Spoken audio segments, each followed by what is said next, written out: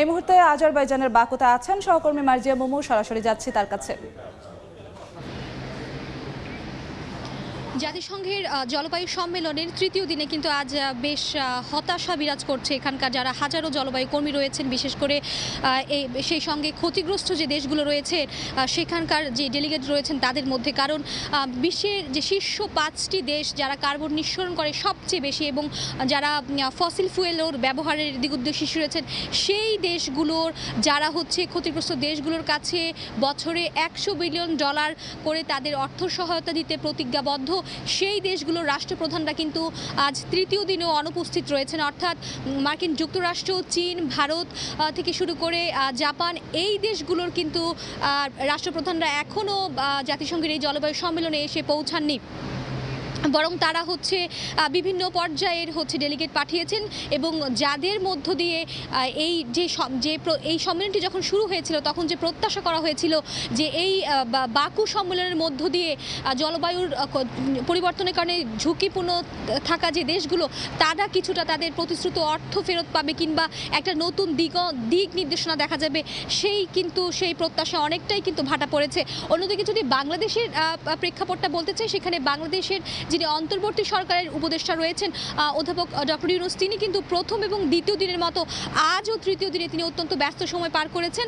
আজকে সকালেই তিনি সম্মেলনের সাইড লাইনে আজারবাইজানের যিনি প্রেসিডেন্ট রয়েছেন আর তার সঙ্গে তিনি বৈঠক করেছেন এবং সেই বৈঠকে তিনি বাংলাদেশ থেকে দক্ষ জনশক্তি নেওয়ার জন্য আজারবাইজানের প্রেসিডেন্টের কাছে তিনি আহ্বান জানিয়েছেন।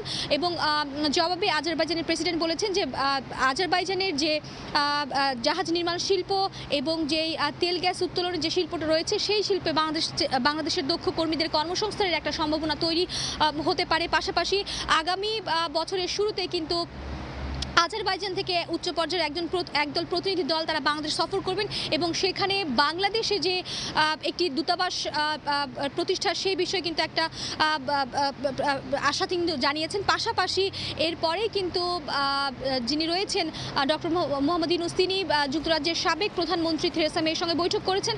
সেই বৈঠকে তিনি তাকে প্রতিশ্রুতি দিয়েছেন যে বাংলাদেশের অন্তর্বর্তীকালীন সরকারের কাছে শ্রম আইন সংস্কার এবং শ্রমিকদের কল্যাণ একটা টপ প্রায়োরিটি বিষয়। তো সেহেতু শিগগিরই অন্তর্বর্তী সরকার একটি শ্রম আইন সংস্কার করবেন বলে তিনি জানিয়েছেন। এবং এর আগে কিন্তু তিনি বার্তা সংস্থা এএফপিকে দেয়া একটি সাক্ষাৎকার দিয়েছেন, সেখানে তিনি বাংলাদেশের নির্বাচন ইস্যু নিয়েও কথা বলেছিলেন। এবং এরপরে কিন্তু ব্রাজিলের যে সেকেন্ড লেডি রয়েছেন তার সঙ্গে কিন্তু সাক্ষাৎ করেছেন, একটি সৌজন্য সাক্ষাৎ হয়েছে ডক্টর মোহাম্মদ ইউনূসের। এবং আজকে তিনি বাংলাদেশে ফেরার উদ্দেশ্য বাংলাদেশে যাওয়ার ফ্লাইটের আগে কিন্তু তিনি বেশ কিছু বিশ্ব নেতাদের সঙ্গে কিংবা রাষ্ট্রপ্রধান কিংবা বিভিন্ন আন্তর্জাতিক সংস্থার প্রধানদের সঙ্গে তার বৈঠকে হওয়ার একটা কথা রয়েছে। তবে সেই সময়সূচিগুলো কিন্তু একেবারে চূড়ান্ত নয়।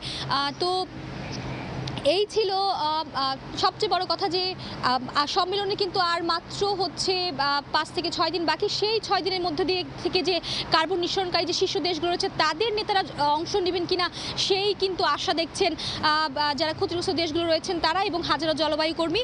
তো এই ছিল আজারবাইজানের বাকু থেকে জাতিসংঘের পরিবেশ সম্মেলন নিয়ে আমার কাছে থাকা এখন পর্যন্ত সবশেষ তথ্য। আজারবাইজানের বাকু থেকে সরাসরি যুক্ত হয়েছিলেন সহকর্মী মার্জিয়া মোমো।